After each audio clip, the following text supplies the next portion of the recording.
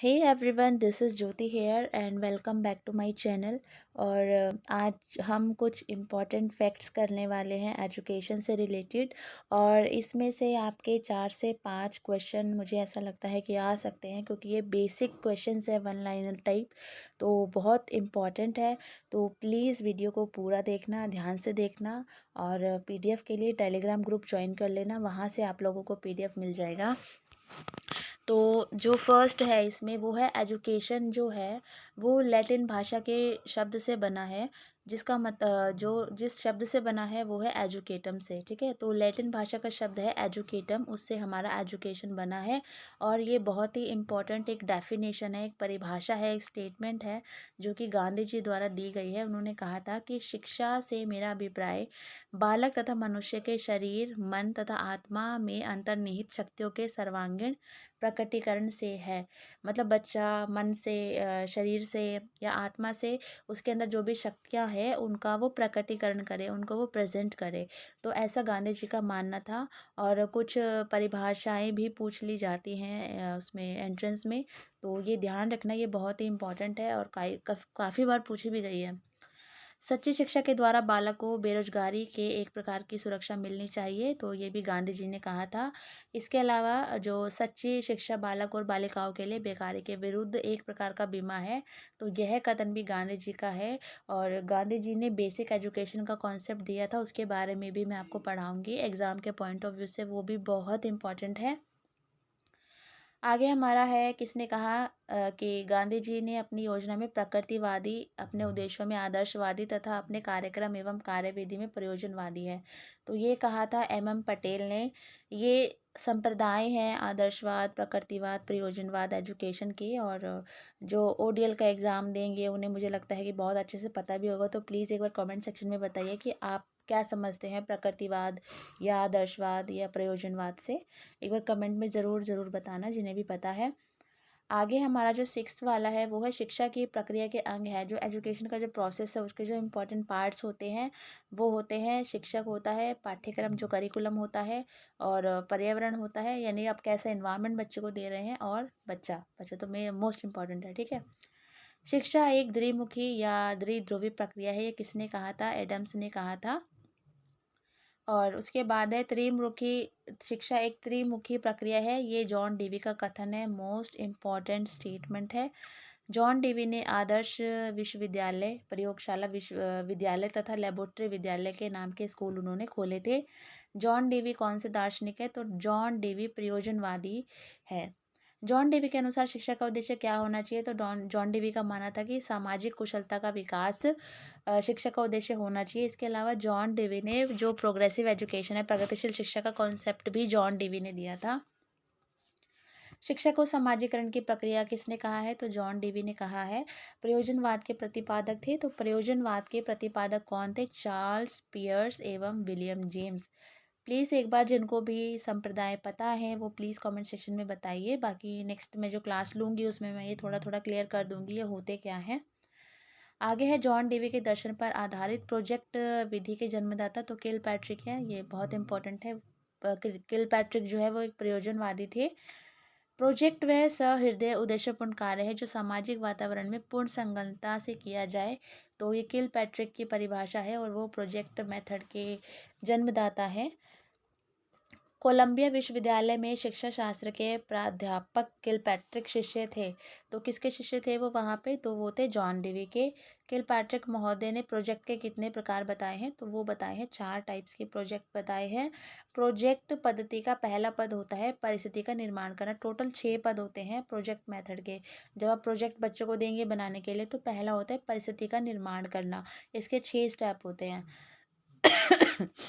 उसके बाद है वह शिक्षा जिसे जानबूझकर विचारपूर्ण पूर्ण उद्देश्यों की प्राप्ति हेतु, मतलब जहाँ पर आपका पाठ्यक्रम होता है, आपको बताया जाता है आपको इस जगह आना है, ये पढ़ना है, मतलब आपको हर चीज़ इंस्ट्रक्ट की जाती है। तो वो एजुकेशन कौन सी एजुकेशन कहलाती है? वो एजुकेशन कहलाती है फॉर्मल एजुकेशन, ठीक है। और इनफॉर्मल एजुकेशन जो अनौपचारिक शिक्षा आप जब जब घर में सीखते हैं, दोस्तों से सीख रहे हैं, नेट से सीख रहे हैं, कहीं से भी सीख रहे हैं, वो आपकी हो जाएगी अनौपचारिक शिक्षा। औपचारिक जहाँ पर आपका फिक्स्ड होता है कि आपको ये चीज़ करनी है, स्कूल जैसे स्कूल में बच्चा जा रहा है, ठीक है, तो वो एक औपचारिक शिक्षा है। बच्चा घर में सीख रहा है, खेल के मैदान में सीख रहा है, कहीं सब्जी लेने जा रहा है तब सीख रहा है, और खेल रहा है, कूद रहा है, पिकनिक जा रहा है, बहुत सारी चीज़ें सीख रहा है, तो वो अनौपचारिक शिक्षा है। और एक होती है निरौपचारिक शिक्षा। तो निरौपचारिक शिक्षा में क्या है, वो दोनों का मिश्रण होती है। जैसे जो हमारे जो कॉलेजेस वगैरह होते हैं ओपन डिस्टेंस लर्निंग में, तो ये एक तरीके से औपचारिक भी होते हैं और अनौपचारिक भी होते हैं, क्योंकि देखो हमारी मर्ज़ी है हम क्लासेस ले या ना ले, और जो ओपन वाले होते हैं, ठीक है। और क्लासेस कंपल्सरी नहीं होती, बट एक करिकुलम होता है, लेकिन करिकुलम को ज़रूरी नहीं है कि हम उनके हिसाब से पढ़ें, हम अपने हिसाब से पढ़ के एग्ज़ाम देते हैं। तो वो एक निरौपचारिक शिक्षा के अंदर आ जाएगा। औपचारिक शिक्षा के साधन हैं, तो कौन कौन से साधन हो सकते हैं? कॉलेज है, विद्यालय है, ठीक है। तो वह शिक्षा जो जन्म से लेकर अंत तक चलती है, और इंसान सीखता ही रहता है डायरेक्ट या इनडायरेक्ट मेथड से, तो वो अनौपचारिक शिक्षा कहलाती है। मैं बता चुकी हूँ जैसे कि आपको अनौपचारिक शिक्षा हम परिवार से, समाज से, धर्म से, रेडियो, टेलीविज़न, समाज, पत्र पत्रिकाएँ कहीं से भी ले सकते हैं, ठीक है। किसने कहा था कि शिक्षालय एक बाग है, शिक्षार्थी कोमल पौधा है और शिक्षक कुशल माली है? फ्रॉबेल ने बोला था, जो कि ये आध्यात्मिक आदर्शवादी थे। बहुत इंपॉर्टेंट स्टेटमेंट है इनकी, पूछी जाती है पेपर में। आदर्शवादी शिक्षा की प्रक्रिया में शिक्षक को स्थान दिया गया है, तो सर्वोपरि जो आदर्शवाद की जो जो आदर्शवाद का जो दर्शन है, दर्शन शास्त्र है, उन्होंने टीचर को बहुत इम्पोर्टेंट स्थान दिया है एजुकेशन में, कि टीचर ही सर्वोपरि है, टीचर ही सबसे ऊपर है। और उन्होंने सत्यम शिवम सुंदरम की धारणा भी दी है। किसने दी है? तो आदर्शवाद ने दी है। आदर्शवाद के अनुसार सर्वव्यापी है, उनको मानना है कि मूल्य एवं आदर्श, वो सबसे ज़्यादा इम्पोर्टेंट मानते हैं मूल्य और आदर्शों को। आदर्शवाद किस प्रकार की शिक्षा पर बल देता है? तो आदर्शवाद आध्यात्मिक, धार्मिक व नैतिक शिक्षा पर बल देता है। रूसो दर्शन की किस विचारधारा का समर्थक था? तो रूसो जी थे, वो प्रकृतिवाद को सपोर्ट करते थे। देखो ये कुछ संप्रदाय हैं जिनका मानना है कि एजुकेशन किस टाइप की होनी चाहिए। जैसे आदर्शवाद है, ये एक संप्रदाय है एजुकेशन का, इनकी एक फ़िलॉसफ़ी है। इसके अंदर कुछ फ़िलॉसफ़र्स हैं, उनकी फ़िलॉसफ़ी है कि वो किस टाइप से एजुकेशन को मानते थे, किस टाइप की एजुकेशन होनी चाहिए। जैसे आदर्शवाद था, वो बेसिकली मानते थे कि जो आध्यात्मिकता को ऊपर वो बल देते थे, और जो प्रकृतिवादी थे, वो प्रकृति को मानते थे कि प्रकृति में ही बच्चे का जो पालन-पोषण होना चाहिए, और उसकी जो एजुकेशन है वो प्रकृति से कनेक्ट करके होनी चाहिए। ऐसे ही प्रयोजनवाद थे, और ठीक है। तो इस तरीके से अलग-अलग है, तो इसका मैं थोड़ा-सा आपको बाद में डिटेल में बताऊँगी। अभी आपको इतना जानना ज़रूरी है कि ये थोड़े से इनका फ़िलॉसफ़ी थी, इन्होंने फ़िलॉसफ़ी दी एजुकेशन से रिलेटेड, ठीक है। तो उसके बाद है ये एक स्टेटमेंट है, सृष्टि के रचयिता के हाथों में आने वाले प्रत्येक वस्तु अच्छी होती है, परंतु मनुष्यों के हाथों में पड़कर बुरी हो जाती है। तो इसका जो स्टेटमेंट दी है, वो किसने दी है? रूसो ने दी है। शिक्षा में वैज्ञानिक प्रवृत्ति का विकास किसने किया है? तो वैज्ञानिक प्रवृत्ति यथार्थवाद वालों का मानना है। अध्यापक प्रशिक्षण व्यवस्था का सूत्रपात किसने किया था? तो पेस्टोलॉजी ने किया था, कि टीचर्स ट्रेनिंग की जो व्यवस्था थी, जो मैनेजमेंट, या एक लगा लो कि टीचर्स की भी ट्रेनिंग होनी चाहिए, ऐसा पहले किसने स्टार्ट किया था? तो पेस्टोलॉजी ने। तो आधुनिक शिक्षा का पिता भी किसे कहा जाता है? पेस्टोलॉजी को। मोस्ट इम्पॉर्टेंट क्वेश्चन है, और कुछ बुक्स वगैरह भी पूछ ली जाती हैं, जैसे यहाँ पे दर्शन शास्त्र की दरिद्रता और दास कैपिटल बुक, ये कार्ल मार्क्स द्वारा लिखी गई है। रविंद्रनाथ टैगोर को अपनी प्रसिद्ध रचना गीतांजलि के लिए नोबेल पुरस्कार कब मिला था? तो ये 1913 ईस्वी में मिला था। और मैंने गीतांजलि पढ़ी है, बहुत अच्छी किताब है, आप लोगों को वक्त मिले तो प्लीज़ ज़रूर पढ़ना। किसने रविंद्रनाथ टैगोर को गुरुदेव की उपाधि दी थी? तो ये महात्मा गांधी जी ने। ये आपका एक तरीके से साइकोलॉजी के अंदर भी क्वेश्चन है, और आपका जीके के अंदर भी इंक्लूड हो जाएगा। लाइफ डिवाइन नामक पुस्तक के रचयिता Arvind Ghosh. Most important question. Vande Mataram व युगांतर पत्रों का संपादन कुछ समय तक किसने किया था? तो अरविंद घोष जी ने। महावीर स्वामी कौन से तीर्थकार थे? 24वें तीर्थकार थे। 23वें कौन थे और पहले कौन थे? प्लीज़ कमेंट सेक्शन में मुझे ज़रूर बताएं कि पहले और 23वें जो थे जैन धर्म के तीर्थकार कौन रहे हैं, और महावीर स्वामी 24वें तीर्थकार थे। तो इसके बाद कोई तीर्थकार आया था या नहीं, ये भी आपको बताना है। क्या ये अंतिम वे तीर्थकार थे, ये भी आपको बताना है कमेंट सेक्शन में।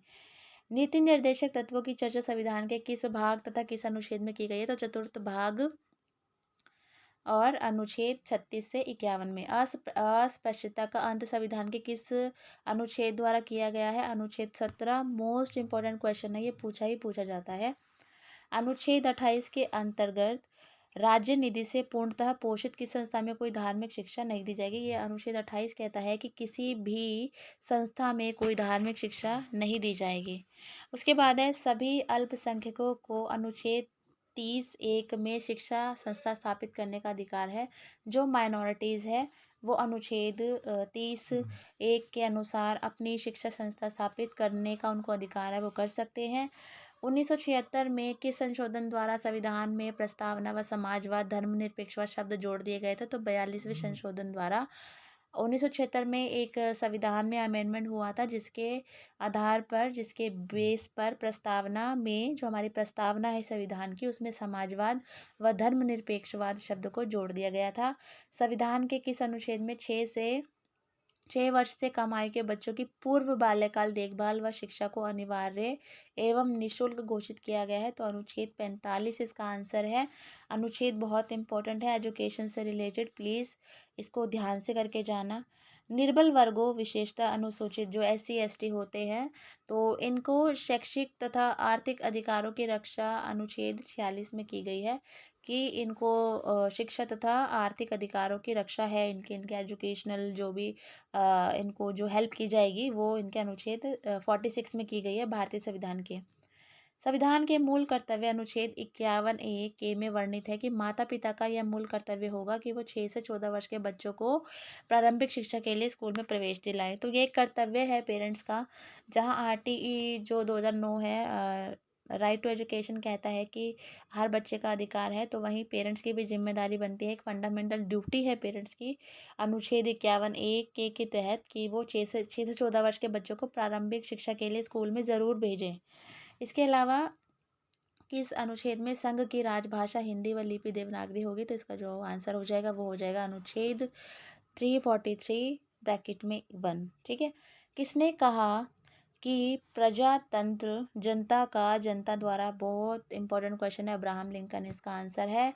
और ये जो मिड डे मील योजना है, मिड डे मील भारत मध्याह्न भोजन योजना, ये 15 अगस्त 1995 को स्टार्ट की गई थी प्रधानमंत्री श्री नरसिंह द्वारा। और इसमें क्वेश्चन है, ये सबसे पहले कौन से स्टेट में स्टार्ट हुई थी, ये आप मुझे कमेंट सेक्शन में बताओगे। स्काउटिंग के संस्थापक थे बेडेन पॉवेल, जो स्काउटिंग वगैरह होती है स्कूल में, तो इसके जो आंसर है वो है बेडेन पावेल। संसार का पहला विश्वविद्यालय कौन सा था, तो तक्षशिला, और जो कि पाकिस्तान में है, और यहीं पर जो चाणक्य थे वो शिक्षक थे। और अगर आप चाणक्य को मानते हैं, चाणक्य जी को जानते तो सभी होंगे, बट जो मानते हैं उनका कोई भी एक कोट आप कमेंट सेक्शन में लिख सकते हैं, और बहुत मोटिवेशन का काम करेगा वो मेरे लिए। तो आप लोग प्लीज़, अगर उनका कोई कोट याद है आपको, तो प्लीज़ आप कमेंट सेक्शन में ज़रूर लिखना। ठीक है। आगे है नालंदा, जो कि बिहार में है। किस काल में शिक्षा का महत्वपूर्ण केंद्र था, तो गुप्त काल में था। और यहाँ पर चलो नेक्स्ट वाला आ ही गया है। तो यहाँ पर चीनी यात्री आए थे एजुकेशन के लिए, तो कितने टाइम तक रहे थे, कौन आया था, ये आप मुझे कमेंट सेक्शन में बता सकते हो। प्लीज़ यार कमेंट कर दिया करो, कनेक्टिविटी बनी रहती है, आपका भी माइंड चलता है। और खुद कुछ हमें खुद से भी एफर्ट्स करने चाहिए, मुझे ऐसा लगता है। और मेन है, मुझे लगता है कि हाँ, आप लोग कनेक्टेड हैं, वीडियो देखते हैं अच्छे से और समझते हैं चीज़ों को और आंसर करते हैं, तो कहीं ना कहीं एक जो बॉन्ड होता है वो डेवलप होता है। चीनी यात्री फाहियान तथा हेंसा का आगमन किस शताब्दी में हुआ था, तो 5वीं और 7वीं शताब्दी में। किस बड़ौदा नरेश ने 1906 में सर्वप्रथम अपने राज्य में 7 से 12 वर्ष के आयु के बच्चों के लिए प्राथमिक शिक्षा अनिवार्य कर दी थी, तो शिवाजी राव गायकवाड़ इसका आंसर है। हरटांग समिति ने शिक्षा के विभिन्न अंगों की जांच करके अपनी रिपोर्ट कब प्रस्तुत की थी, तो 11 सितंबर 1929। हरटांग समिति ने हटांग समिति की आप मुझे एक विशेषता बताइए प्लीज़, अगर जिसको भी पता है वो कमेंट सेक्शन में कमेंट कीजिए कि क्या एक विशेषता रही है इस कमेटी की, सॉरी इस समिति की। आगे है, हटांग समिति के अनुसार प्राथमिक शिक्षा समाप्त करने से पूर्व ही बच्चे स्कूल से हट जाने को क्या कहा जाता है? अपव्यय इसको कहते हैं कि बच्चा प्राइमरी एजुकेशन लेने से पहले ही स्कूल से हट जाता है तो उसको हम अपव्यय कहते हैं। अपव्यय और अवरोधन की समस्या की ओर सर्वप्रथम किस समिति ने ध्यान खींचा? तो हरटांग समिति इसका आंसर है। अपव्यय मतलब होता है एजुकेशन पूरी करने से पहले ही हट जाना। अभी आप अवरोधन मुझे बताएंगे कि अवरोधन का मतलब क्या होता है? प्लीज़ इसका मतलब ज़रूर बताना मुझे कि अवरोधन का मतलब क्या होता है। यहाँ पे कुछ कुछ चीज़ें मुझे पता भी हैं, और लेकिन मैं चाहती हूँ कि आप लोग भी आंसर कीजिए। तो अपव्यय का तो मैंने यहाँ बता दिया है, यहाँ लिखा भी हुआ है कि अगर बच्चा एजुकेशन प्राइमरी एजुकेशन पूरी करने से पहले छोड़ देता है, या कोई भी जैसे हायर लेवल की एजुकेशन करने से पहले छोड़ देता है बच्चा, तो उसको हम क्या कहेंगे? ठीक है, तो उसको हम अपव्यय कहेंगे। लेकिन अब अवरोधन क्या होता है ये आप लोग मुझे बताओगे, ठीक है।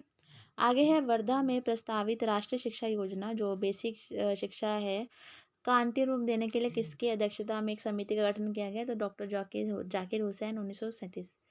वर्धा शिक्षा की योजना हेतु जांच हेतु 1938 में एक समिति गठित की गई थी, तो समिति का नाम क्या था? खेर समिति। क्या नाम था? खेर समिति। जामिया मिलिया इस्लामिया विश्वविद्यालय की स्थापना किसने की थी? तो मौलाना मोहम्मद अली ने अलीगढ़ में 1920 ईस्वी में। बहुउद्देशीय स्कूल खोलने की सिफारिश की थी, किसने की थी? मुदालियर आयोग ने 1952-53 में आया था ये आयोग। राष्ट्रीय शिक्षा आयोग जो कि जिसे हम कोठारी कमीशन के नाम से जानते हैं, इसका कार्य क्षेत्र था, यानी इन्होंने किस किस क्षेत्र में कार्य किया? तो प्राथमिक क्षेत्र, माध्यमिक क्षेत्र और उच्च क्षेत्र, ठीक है, यानी प्राइमरी, सेकेंडरी और हायर सेकेंडरी। उसके बाद है, प्रौढ़ शिक्षा के लिए निर्धारित आयु सीमा कितनी है? तो ये है 15 से 35 वर्ष।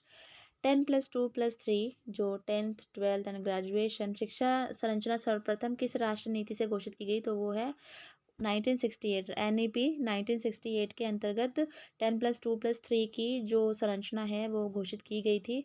उसके बाद है, शिक्षा आयोग ने सर्वप्रथम 10+2+3 शिक्षा संरचना प्रस्तावित की थी, तो किसने की थी? ये की थी प्रस्तावित की थी कोठारी आयोग ने 1964-1966 में, और जो घोषित की गई थी, देखो प्रस्तावित कोई और करता है और घोषित और लागू कोई और करता है, ठीक है। तो घोषित की गई थी NEP 1968 से, और प्रस्तावित की थी कोठारी आयोग ने, ठीक है। किसने 10+2+3 शिक्षा संरचना को पूरे देश में लागू करने की मोहर ठोकी थी? तो राष्ट्रीय शिक्षा नीति 1986 ने। अभी घोषित किसने किया है, लागू किसने किया है? तो लागू की थी राष्ट्रीय शिक्षा नीति 1986 ने। शिक्षा की चुनौती नीति संबंधी परिप्रेक्ष्य कब प्रकाशित हुआ था? तो अगस्त 1985 में। राष्ट्रीय शिक्षा नीति 1986 विभाजित थी, तो कितने पार्ट्स में ये डिवाइड थी? तो 12 भागों में। राष्ट्रीय शिक्षा नीति 1986 के क्रियान्वयन का मूल्यांकन कितने वर्षों के अंतर्गत किए जाने का प्रस्ताव था? तो इसका जो आंसर है वो है 5 ईयर्स। राष्ट्रीय शिक्षा नीति 1986 की समीक्षा हेतु राम मूर्ति की अध्यक्षता में कब एक समिति का गठन किया गया? तो इसका जो आंसर है वो है सन 1990। राम मूर्ति पुनर्विचार समिति ने अपनी रिपोर्ट कब दी थी? तो 1990 में। आई होप कि आपको थोड़ा सा बोरिंग लग रहा हो, मुझे ऐसा लगता है, और बोरिंग नहीं भी लग रहा हो तो मे भी थोड़ा कन्फ्यूजिंग लग रहा हो और समझ ना आ रहा हो, तो प्लीज़ आप लोग वीडियो को दोबारा से देखना। ये चीज़ें अगर आप पढ़ लोगे एक बार, आपने सुनी हुई होगी, तो आई मेक श्योर कि आप जब भी एग्ज़ाम देंगे तो आपके दिमाग में कहीं न कहीं क्लिक हो जाएगा कि हाँ, हमने पढ़ा है या सुना है, तो आपका आंसर टिक लगा लोगे। भले ये चीज़ें याद ना हो आपको, बट सुनी हुई होती है या कहीं देखी हुई होती है, तो हम आंसर क्लिक हो जाता है दिमाग में, क्योंकि ऑब्जेक्टिव पेपर है, सब्जेक्टिव नहीं है। तो इसलिए वीडियो को एक बार और देख लेना, एक बार देख के छोड़ना मत। और मैंने जितनी भी प्रिपरेशन की वीडियोज़ करवाई हैं, बनाई हैं जो भी, प्लीज़ उनको 2-2 3-3 बार देख लेना, क्योंकि मैं हर वीडियो में बोलती हूँ रिपीटेड क्वेश्चंस होते हैं, तो रिपीटेड क्वेश्चंस ही होते हैं, तो आप लोग प्लीज़ प्लीज़ इस चीज़ को फॉलो करना, आराम से पेपर हो जाएगा, ठीक है। तो अब हमारा है, राम मूर्ति पुनर्विचार समिति की रिपोर्ट का शीर्षक क्या था? तो इसका शीर्षक था एक प्रबुद्ध एवं मानवीय समाज की ओर, ठीक है। जनार्दन रेड्डी पुनर्विचार समिति का गठन भारत सरकार ने कब किया? तो ये किया था 1992 में।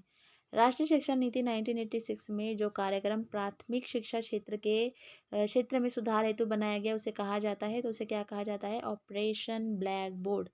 ऑपरेशन ब्लैक बोर्ड यह है 1987 1988 से 31 मार्च 2002 तक चला। ऑपरेशन ब्लैक बोर्ड, जैसा कि मुझे भी लग रहा था कि शायद कुछ ब्लैक बोर्ड से रिलेटेड है, लेकिन ये ब्लैक बोर्ड से रिलेटेड नहीं है। ये बेसिकली जो ऑपरेशन ब्लैक बोर्ड है ये आया था जो बिल्कुल बेसिक नीड्स होती हैं स्कूलों में उनको फुलफिल करने के लिए, ठीक है। तो प्रारंभ में ब्लैक बोर्ड योजना किस तरह के विद्यालयों के सुधार हेतु बनाई गई थी? तो ये प्राथमिक कक्षाओं के लिए, लेकिन 1993-94 में कक्षा 6 से 8वीं से शामिल किया गया। तो पहले ये सुधार हेतु बनाई गई थी प्राइमरी के लिए, बाद में इसको छठी से 8वीं तक भी कर देगा। जो बेसिक नीड्स होती हैं स्कूल की उनको पूरा करने के लिए ये ऑपरेशन आया था। उसके बाद है भारत में पंचवर्षीय योजना कब से प्रारंभ हुई थी? तो इसका जो आंसर है वो है 1951 ईस्वी से। उसके बाद हमारा है राष्ट्रीय प्रौढ़ शिक्षा कार्यक्रम NAEP की घोषणा कब की गई थी? तो इसकी घोषणा की गई थी 2 अक्टूबर 1978 को।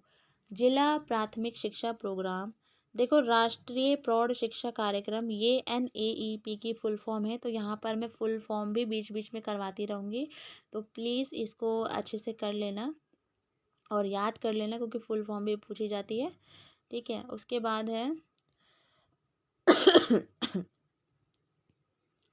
उसके बाद हमारा जिला प्राथमिक शिक्षा प्रोग्राम जिसको DPEP कहा जाता है, ये 1994 में स्टार्ट हुआ था। भारत में पूर्व प्राथमिक शिक्षा की शुरुआत किसने की थी? तो ईसाई मिशनरियों ने इसकी शुरुआत की थी। अखिल भारतीय माध्यमिक शिक्षा परिषद की स्थापना 1955 में हुई थी। माध्यमिक स्तर पर निरौपचारिक शिक्षा कब प्रारंभ की गई? तो 1979 में खुला विद्यालय द्वारा। खुले विद्यालय की स्थापना केंद्रीय माध्यमिक बोर्ड CBSE ने की थी। कब की थी? 1979 में। उसके बाद हमारा है 81 पे हिंदी को राष्ट्रभाषा घोषित किया गया, तो कब किया गया था? 14 सितंबर 1949 को, ठीक है। तो 14 सितंबर को राष्ट्रीय हिंदी दिवस मनाते हैं और 10 जनवरी को अंतर्राष्ट्रीय हिंदी दिवस मनाते हैं। भाषा संबंधी समस्या के समाधान के लिए द्विभाषा सूत्र प्रस्तुत किया गया था, तो केंद्रीय शिक्षा सलाहकार बोर्ड जिसे हम केब कहते हैं, केब ने किया था। खुले विश्वविद्यालय का स्थापना सर्वप्रथम कहाँ की गई थी? तो ब्रिटेन में 1969 में पहली बार ओपन यूनिवर्सिटी खुली थी। भारत का पहला खुला विश्वविद्यालय 1982 में आंध्र प्रदेश में खुला था। दिल्ली में इंदिरा गांधी राष्ट्रीय मुक्त विद्यालय इग्नू की स्थापना 1985 में हुई थी संसद द्वारा, और ये इतना इंपॉर्टेंट क्वेश्चन है, कॉम्पिटिटिव एग्जाम में भी पूछा जाता है, ठीक है। उसके बाद है राष्ट्रीय साक्षरता मिशन जिसको हम NLM की स्थापना NLM कहते हैं कि उसको है इसकी स्थापना है 1988 में। दूरदर्शन के शैक्षणिक चैनल ज्ञान दर्शन का उद्घाटन कब हुआ था? तो 26 जनवरी 2000 को हुआ था। स्त्री शिक्षा के विकास हेतु हंसा मेहता समिति का गठन कब हुआ था? तो ये 1962 में हुआ था। अब बात करते हैं हम अंतर्राष्ट्रीय विकलांग दिवस किस वर्ष को घोषित किया गया? तो इसका जो आंसर है वो है 1981, और हर साल 3 दिसंबर को राष्ट्रीय विश्व विकलांग दिवस मनाया जाता है। हमारे देश में पत्राचार शिक्षा का शुभारंभ कब हुआ था? तो 1962 दिल्ली विश्वविद्यालय द्वारा। लर्निंग टू बी क्या है? लर्निंग टू बी एक रिपोर्ट है जो कि UNO द्वारा पाठ्यक्रम में नवाचार लाने के लिए प्रस्तुत की गई थी। सिडनी प्रेसी ने शिक्षण मशीन का आविष्कार किया था, तो कब किया था? 1926 ईस्वी में। NCERT के अंतर्गत एक शिक्षा तकनीकी केंद्र की स्थापना 1984 ईस्वी में की गई, जिसे वर्तमान में कहा जाता है central institute of education technology CIET। NCERT की स्थापना कब हुई थी? प्लीज़ मुझे कमेंट सेक्शन में कमेंट करके बताएं कब हुई थी। SIET का तात्पर्य है, तो SIT की फुल फॉर्म है state institute of educational technology. NUEPA का फुल फॉर्म क्या है? National university for educational planning and administration. बहुत इंपॉर्टेंट है, तो ये फुल फॉर्म बिल्कुल भी स्किप मत करना। डाइट का तात्पर्य है, डाइट की फुल फॉर्म क्या है? जिला शिक्षक और प्रशिक्षण संस्थान, यानी कि district institute of education and training. Overhead projector का अर्थ होता है, तो ओवरहेड प्रोजेक्टर का अर्थ है हार्डवेयर होता है, ठीक है। उसके बाद हमारा है अनुदेशन का तात्पर्य है, तो अनुदेशन का मतलब होता है सूचनाएं प्रदान करना, ठीक है, इंफॉर्मेशंस देना। सॉरी। शिक्षा के क्षेत्र में अभिक्रमित अध्ययन का उपहार है, तो अनुदेशन तकनीकी। अभिक्रमित अधिगम के प्रतिपादक किसे माना जाता है? तो स्कीनर को 1956 में इन्होंने किया था। तो स्कीनर ने कौन से जानवर या जीव पर अपनी थ्योरी ट्राई की थी? तो प्लीज़ मुझे कमेंट सेक्शन में बताएं इसका आंसर। अभिक्रमित अभिक्रमित अधिगम किस अधिगम सिद्धांत के आधार पर विकसित हुआ? तो क्रिया प्रसूत अनुबंध सिद्धांत। अभिक्रमित अनुदेशन का कौन सा अनिवार्य सिद्धांत है? तो ये स्वगति का सिद्धांत, ठीक है, जो खुद की स्पीड से सीखना। शिक्षण नीतियों का चयन किया जाता है उद्देश्यों के आधार पर। देखो, हम हमारे पहले ऑब्जेक्टिव्स होते हैं, उसके बाद हम टीचिंग मेथड्स को चुनते हैं। शिक्षण विधियों का चयन किया जाता है तो पाठ्य वस्तु के प्रकृति के आधार पर, जिस तरीके की हमारा पाठ्य वस्तु होगी, पढ़ाने की जो वस्तु होगी, क्या पढ़ाना है, उसी के हिसाब पर उसी के हिसाब से हम उद्देश्य बनाते हैं, अपनी टीचिंग स्ट्रैटेजीज को हम चूज करते हैं। उसके बाद है हमारा गला भी खराब हो गया। उसके बाद है हमारा जनतांत्रिक शिक्षण नीतियों के अंतर्गत आता है, तो क्या आता है? जनतांत्रिक शिक्षण नीति, ठीक है, जिसमें दोनों तरह की तरफ से बच्चा इन्वॉल्व होता है, टीचर भी और बच्चा भी। तो इसमें है वाद विवाद हो जाएगा, मस्तिष्क विकल्प और योजना पद्धति। इसके बाद है ह्यूरिस्टिक मेथड या अन्वेषण मेथड, जिसे बोल सकते हो। तो किसने दिया था? ये प्रोफेसर आर्मस्ट्रॉन्ग ने इसको दिया था। उसके बाद हमारा है ह्यूरिस्टिक शब्द की उत्पत्ति ग्रीक भाषा के किस शब्द से हुई है? तो इसका जो आंसर है वो है ह्यूरेस्को से। ह्यूरेस्को शब्द का तात्पर्य है, तो इसका मतलब है मैं खोजता हूँ। ह्यूरिस्टिक विधि में शिक्षण को कितने सोपानों में, कितने पार्ट्स में, कितने स्टेप में डिवाइड किया गया है? तो 5 है इसका आंसर। वही हमारा जो प्रोजेक्ट मेथड है, जो प्रोजेक्ट के जो स्टेप्स हैं वो 6 हैं, और ह्यूरिस्टिक मेथड के 5 है। तो ये याद रखना। जो ह्यूरिस्टिक मेथड है ये हायर लेवल पे यूज़ किया जाता है, हायर जो सेकेंडरी या हायर सेकेंडरी।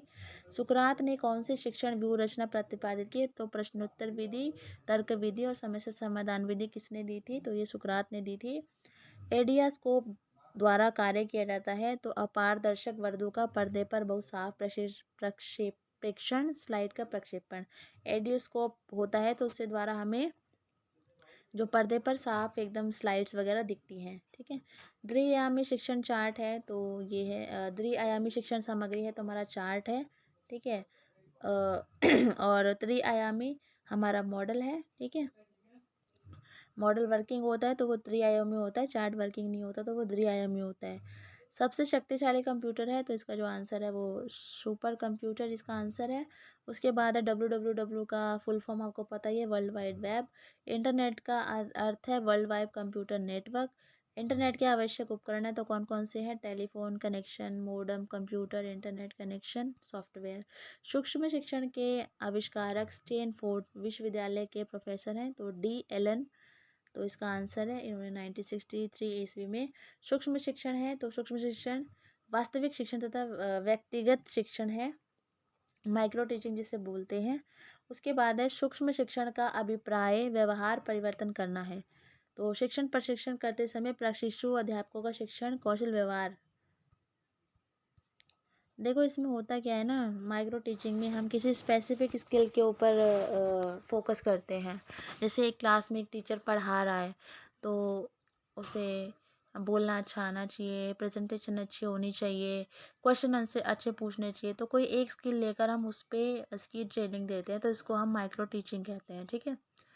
उसके बाद है 122 भारतीय शिक्षाविद जिसने सूक्ष्म शिक्षण पर महत्वपूर्ण कार्य किया। तो इसका जो आंसर है वो है B. K. पासी।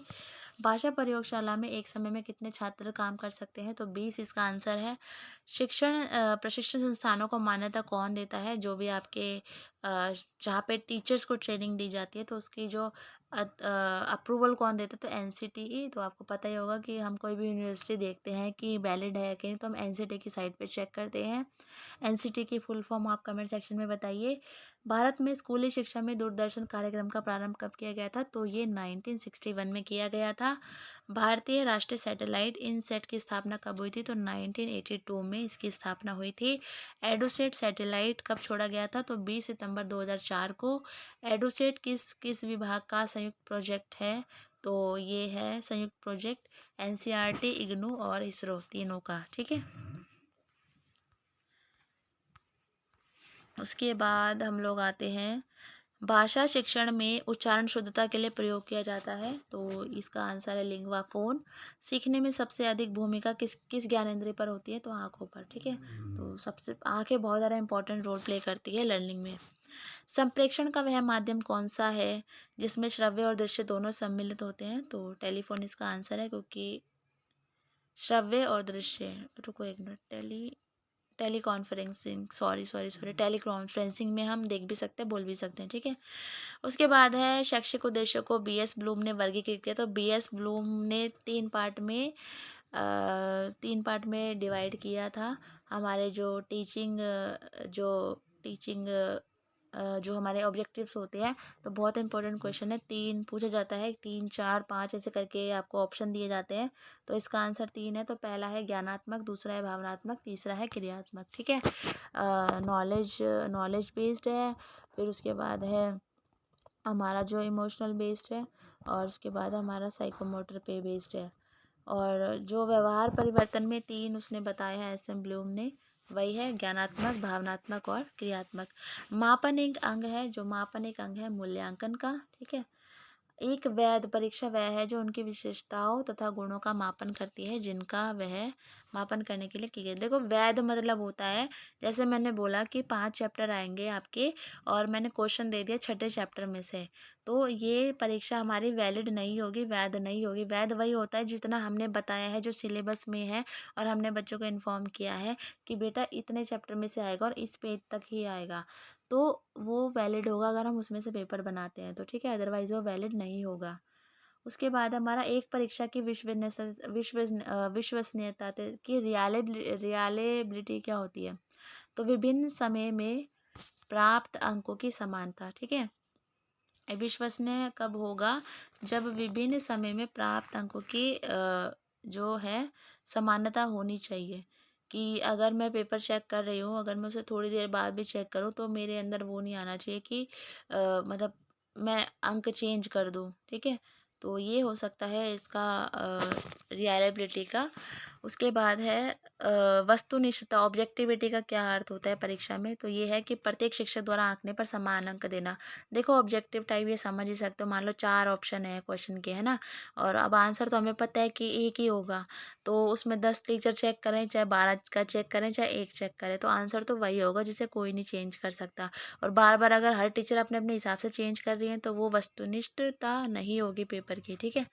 उसके बाद है कौन से प्रशिक्षण अधिक विश्वसनीय एवं वैध होते हैं। तो ऑब्जेक्टिव टाइप क्वेश्चंस होते हैं वो वैध होते हैं। सब्जेक्टिव में मैटर कर सकता है हर एक इंसान का दिमाग, क्योंकि कोई टीचर क्या पता मतलब लड़ाई वड़ाई करके आया हो किसी से, और सब्जेक्टिव पेपर है, सारी भड़ास वहाँ निकाल दे पेपर पे, और राइटिंग गंदी हो तो और उसका मतलब पारा हाई हो जाए बिल्कुल। तो ऑब्जेक्टिव टाइप में ये होता है कि क्वेश्चन के आंसर वही होते हैं, तो इजीली चेक भी हो जाता है, और उसका मतलब जो भी चेकर है उसका कुछ पर्सनली उस पर इफेक्ट नहीं पड़ता है। उसके बाद है केंद्रीय शिक्षा सलाहकार बोर्ड यानी केप की स्थापना 1921 में की गई थी। इसकी प्रमुख भूमिका शिक्षा सलाहकार की होती है। यह शिक्षा के क्षेत्र में निर्णय लेने वाली सबसे बड़ी संस्था होती है। मानव संसाधन मंत्री इसका पदेन अध्यक्ष होता है। तो ये 138 वन लाइनर क्वेश्चन थे, और मेरा गला बिल्कुल अभी एकदम सूख चुका है बोल बोल के, जगह तब बहुत ज़्यादा गला गया बिल्कुल।